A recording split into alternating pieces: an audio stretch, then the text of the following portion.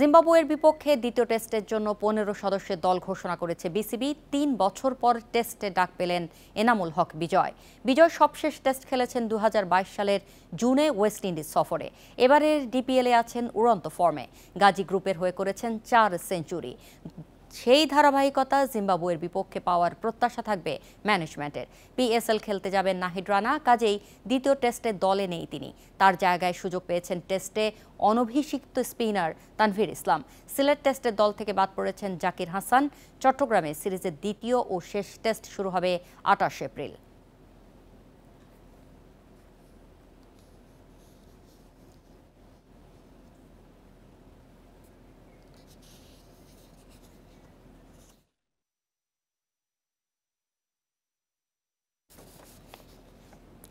Sylhet test 4 দিনেই হারল বাংলাদেশ। 3 উইকেটের জয়ে সিরিজের লিড জিম্বাবুয়ের। ব্যাটিং ব্যর্থতায় মাত্র 174 রানের টার্গেট দেয় স্বাগতিকরা। শেষ বিকেলে স্পিনাররা ম্যাচ জমিয়ে দেন, তবে জেতাতে পারেননি মিরাজ তাইজুল। মাধবের রিভার্স সুইপে রোমাঞ্চ নাটকীয়তার অবসান। সিলেটে জিম্বাবুয়ের কাছে আবারও টেস্ট হারল বাংলাদেশ। স্পষ্ট হলো এই ফরম্যাটে নিজেদের অবস্থান কোথায় গিয়ে ঠেকেছে। ব্যাটিং ব্যর্থতা এই ম্যাচেও বোলারদের চ্যালেঞ্জ বাড়ায়। 174 রানের টার্গেট দিয়ে জিম্বাবুয়েকে আটকে রাখা কঠিন। সেখানে ব্রায়ান বেনেট বেন কারেন উদ্বোধনী জুটিতে 95 রান তুলে ম্যাচ আরো সহজ করেন। Bennett 54, কারেনের 44 run. শেষ বিকেলে মিরাজ তাইজুল লড়াই জমিয়ে দেন। 33 রানের ব্যবধানে 5 উইকেট হারায় জিম্বাবুয়ে। জাকির ক্যাচ মিস না করলে ভিন্ন কিছু হতেই পারত।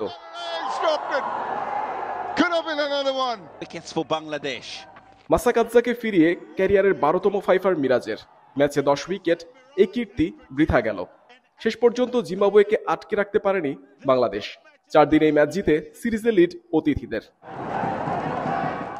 হারের শঙ্কা তৈরি হয় দিনের দ্বিতীয় বলেই। উইকেট বিলিয়ে জিম্বাবুয়েকে এগিয়ে দেন শান্ত। সেই থেকে ধসের শুরু। অধিনায়কের পর সহ অধিনায়ক মিরাজকে ফিরিয়ে ক্যারিয়ারের তৃতীয় ফাইফার পূর্ণ মুজারাবানির। তাইজুল টিকেছেন 3 বল। জাকির হাসান জুটিতে লিড 200 ছাড়ানোর আশা জাগে, কিন্তু হাসানের উচ্চাভিলাষী শটে বাধে বিপত্তি। জুটি ভাঙে 35 রানে। পরের বলে আউট হয়ে মাসাকাদজাকে হ্যাট্রিকের আশা দেখান খালেদ। অন্য প্রান্তে সতীর্থদের অসহায়ত্ব দেখছিলেন জাকের। 50-র পর জাকেরের বিদায় 58 রানে। বাংলাদেশ থামে 255-তে, টার্গেট 174। মুজারাবানির শিকার 6 উইকেট। সিলেটে হারের তিক্ততা সঙ্গী করে যেতে হবে চট্টগ্রামে। সেখানে দ্বিতীয় টেস্ট শুরু 28 এপ্রিল। ব্যাটিং ব্যর্থতার খেসারত দিতে হলো হার দিয়ে। শেষ বিকেলে বোলাররা চেষ্টা চালালেও ঘরের মাঠে জয়ের অপেক্ষা বাড়ল বাংলাদেশের। টেস্টে নতুন কিছুর বার্তা দিয়ে হারে আটকে গেল শান্ত মুশফিকদের পরিকল্পনা। মোহাম্মদ নাজিম, ইন্ডিপেন্ডেন্ট নিউজ, সিলেট আন্তর্জাতিক ক্রিকেট স্টেডিয়াম, সিলেট। সিলেট টেস্টে জিম্বাবুয়ের বিপক্ষে এক পেশে হারের দায় নিজের কাঁধে নিলেন অধিনায়ক নাজমুল হোসেন শান্ত। তুলনামূলক দুর্বল প্রতিপক্ষের বিপক্ষে এমন হারকে হতাশাজনক বলছেন তিনি। আমার আউটটা পুরো খেলাটা আমাদের ব্যাটিংটা নষ্ট করে ফেলেছে। আমার মনে হয় যে ওই মোমেন্টামটা ওরা পাওয়াতে এই খেলাটা আমার কাছে মনে হচ্ছে যে আমরা হেরে গেছি। যে জায়গায় ভুল করেছে ওই জায়গাটা যেন আবার ভুল না হয়, এটা নিয়ে কাজ করতে হবে। বাট আজকের ম্যাচ নিয়ে যদি আমাকে পার্সোনালি জিজ্ঞেস করেন অ্যাজ এ ক্যাপ্টেন হিসেবে, পুরো ম্যাচটা আমি একা হারাই দিছি, সত্যি কথা। কারণ সকালের ওই আউটটাতে আমার মনে হয় পুরো খেলাটা নষ্ট হয়ে গেছে। ডিপিএলের সুপার লিগে টানা তৃতীয় জয় আবাহনীর। গাজী গ্রুপকে 10 রানে হারিয়ে শিরোপার আরও কাছে আকাশী নীল। আর একটি ম্যাচ জিতলেই চ্যাম্পিয়ন হবে তারা। মিরপুরে আগে ব্যাট করে 249 রান তোলে আবাহনী। ওপেনার শাহরিয়ার কমল করেন সর্বোচ্চ 96 রান। ইমন ও মেহরাব দুজনেই করেন 45 রান। তবে নিয়মিত উইকেট হারিয়ে 8 বল আগেই অল আউট হয় মোসাদ্দেকের দল। ওয়াসি সিদ্দিকী নেন 4 উইকেট। জবাবে এনামুল বিজয়ের একক লড়াই। লিগে টানা দ্বিতীয় সেঞ্চুরি তাঁর। বিজয়ের 108 আর ওয়াসির 38 রানে কাছে গিয়েও পারেনি গাজী গ্রুপ। এদিকে বিকেএসপিতে গুলশান ক্লাবকে 5 উইকেটে হারিয়ে শিরোপা দৌড়ে টিকে আছে মোহামেডান। 225 রানের টার্গেটে মাহমুদুল্লাহ ও হৃদয়ের 50-তে সহজ জয় সাদা কালোদের।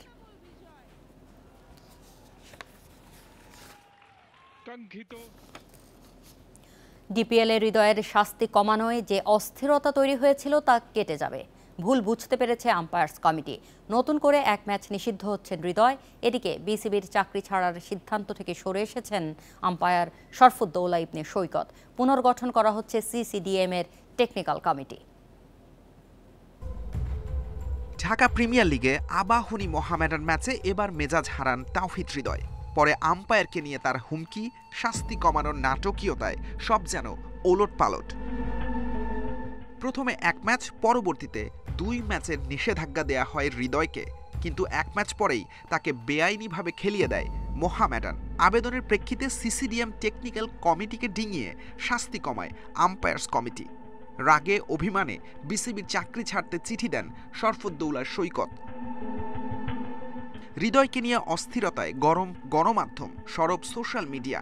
বিসিবির আম্পায়ার্স কমিটি ভুল বুঝতে পেরেছে যে এক ম্যাচের নিষেধাজ্ঞা থেকে রেহাই পেয়েছিলেন হৃদয়, নতুন করে সেটি দেয়া হচ্ছে। চাকরি ছাড়ার সিদ্ধান্ত থেকে সরে এসেছেন আম্পায়ার সৈকত। না রেজিগনেশনের কথা হয়নি, কিন্তু কথাটা হচ্ছে যে যা সার্কামস্ট্যান্সেস হয়েছে তাতে সৈকত একটু আম্পায়াররা একটু অসন্তুষ্ট ছিল। ক্রিকেট বোর্ডের স্ট্যান্ড হচ্ছে 0 টলারেন্স।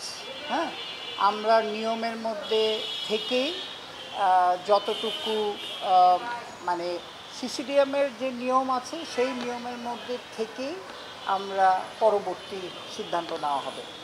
সিসিডিএমের টেকনিক্যাল কমিটি থেকে পদত্যাগ করেছেন সাবেক আম্পায়ার ও ক্রিকেটার এনামুল হক মনি। তার জায়গায় টেকনিক্যাল কমিটির আহ্বায়ক হচ্ছেন বোর্ড পরিচালক নাজমুল আবেদিন ফাহিম। আমরা খুব জরুরি ভিত্তিতে সিসিডিএমের সাথে কথা বলে তারপরে আমাদের ফাহিম ভাইয়ের নাম দেওয়া হচ্ছে। পরবর্তীতে যা এর মধ্যে হয়েছে, যখন টেকনিক্যাল কমিটিটা ছিল না, একটা গ্যাপ ছিল, তো সেটা নিয়ে পর্যালোচনা করবে কোনটা রাইট হয়েছে কোনটা রং হয়েছে। আম্পায়ার্স কমিটির সভায় ম্যাচ রেফারি দেবব্রত পাল ও নিয়ামুর রশিদ রাহুলের মধ্যে বাক বিতণ্ডার ঘটনা বিব্রতকর। দুপক্ষই ক্ষোভ থেকে চিঠি দিয়েছেন, বিষয়টি খতিয়ে দেখবে বিসিবি। সাইদ সাদি, ইন্ডিপেন্ডেন্ট নিউজ। সিঙ্গাপুরের বিপক্ষে জাতীয় দলের প্রাথমিক স্কোয়াডে আবারও ডাকা হতে পারে ইতালি প্রবাসী ফুটবলার ফাহমেদুল ইসলামকে। ন্যাশনাল টিমস কমিটির সভায় কোচের সঙ্গে ইতিবাচক আলোচনা হয়েছে বাফুফের। কাবরেরার কাছে থেকে ভারত ম্যাচে ড্রয়ের ব্যাখ্যা নেওয়া হয়েছে। 5 জুন সুদানের সাথে প্রীতি ম্যাচ প্রায় চূড়ান্ত বাংলাদেশের।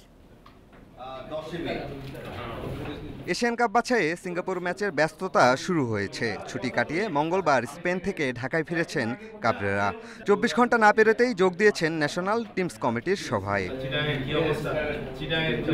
ভারত ম্যাচে ফাহমিদুলকে বাদ দেওয়া ও দল সিলেকশন নিয়ে সভায় জবাব দিতে হয়েছে কাবরেরাকে। এবার সিঙ্গাপুর ম্যাচের দল ঘোষণার জন্য সিলেকশন কমিটি করতে চায় বাফুফে। ফাহমিদুলকে প্রাথমিক স্কোয়াডে রাখতে আলোচনা হয়েছে। ফাহমিদুল, আমরা তার ব্যাপারে আলাপ আলোচনা করেছি এবং আমরা বলেছি তাকে আমাদের দলে অন্তর্ভুক্ত করার জন্য, এবং কোচকে আমরা বলেছি যে কোচের সিদ্ধান্তটাই চূড়ান্ত সিদ্ধান্ত। 31 তারিখে যখন আমাদের জাতীয় দল ঘোষণা করা হবে তখনই আপনারা জানতে পারবেন যে কোন কোন খেলোয়াড়কে ডাকা হয়েছে।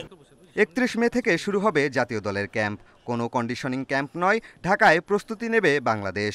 ভারত ম্যাচের আগে কোনো প্রস্তুতি ম্যাচ খেলা হয়নি। এবার সিঙ্গাপুর ম্যাচের আগে সেই ভুল করতে চায় না বাফুফে। কয়েকটা দেশকে আমন্ত্রণ জানিয়েছি, আমরা 2-1 দিনের মধ্যেই এটা ইনশাল্লাহ কনফার্মেশন পেয়ে যাব, এবং এটা কনফার্ম যে আমরা 5 তারিখে একটা প্র্যাকটিস ম্যাচ খেলবো। সুদানকে আমরা একটু এগিয়ে রেখেছি, তো সেই ক্ষেত্রে 2-1 দিনের মধ্যে আমরা এটা কনফার্ম করে আপনাদেরকে আবার আমরা জানিয়ে দেবো। ওরা আসতে চাচ্ছে আর কি।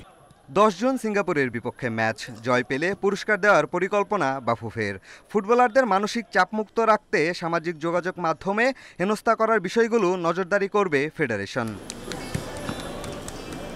পিয়াস সাহা, ইন্ডিপেন্ডেন্ট নিউজ, ঢাকা। অসমাপ্ত ফেডারেশন কাপ ফাইনালের নতুন দিন ধার্য করেছে বাফুফে লীগ কমিটি। 29 এপ্রিল ময়মনসিংহেই হবে ম্যাচের বাকি অংশ। ময়মনসিংহে বৈশাখী ঝড় বৃষ্টির কারণে Abahani Bashundhara Kings final match শেষ করা সম্ভব হয়নি।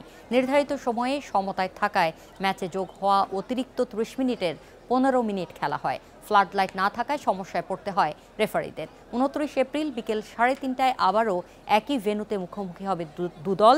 বাকি ১৫ মিনিটেও ফলাফল নির্ধারণ না হলে টাই ব্রেকারে গড়াবে ম্যাচ। বাই লজ অনুযায়ী সিদ্ধান্ত নেয়ার কথা জানিয়েছে লীগ কমিটি। বাই লজ অনুযায়ী ডিসিশন এখন সিম্পল ম্যাটার যে ওই ১৫ মিনিট খেলা সেম ভেন্যুতে হবে এবং আমরা ডিসিশন নিয়েছি আগামী মঙ্গলবার ২৯ তারিখ ৩টা ৩০ মিনিটে ময়মনসিংহ স্টেডিয়ামে ৩টা ৩০-এ খেলা অনুষ্ঠিত হবে। বাংলাদেশ গেমসের ১০ম আসর হবে ২০২৬-এর মার্চে। ময়মনসিংহের ত্রিশালে মাল্টি স্পোর্টস অলিম্পিক কমপ্লেক্স তৈরির সিদ্ধান্ত বিওএর। বুধবার সেনাপ্রধান ওয়াকার উজ্জামানের সভাপতিত্বে কার্যনির্বাহী কমিটির সভায় এসব সিদ্ধান্ত হয়। বাংলাদেশের ক্রীড়ার মান উন্নয়নে এবং আধুনিক প্রশিক্ষণের চাহিদা পূরণের লক্ষ্যে ময়মনসিংহের ত্রিশালে মাল্টি স্পোর্টস অলিম্পিক কমপ্লেক্স তৈরির সিদ্ধান্ত। ইনডোর স্টেডিয়ামের কাজ আগামী জুন মাসে শুরুর পরিকল্পনা করা হয়েছে। এই ছিল আজকের যত খেলা। ইন্ডিপেন্ডেন্ট টেলিভিশনের সব খবর বিস্তারিত জানতে চোখ রাখুন ফেসবুক, ইউটিউব ও এক্সে। আমন্ত্রণ পরের আয়োজন।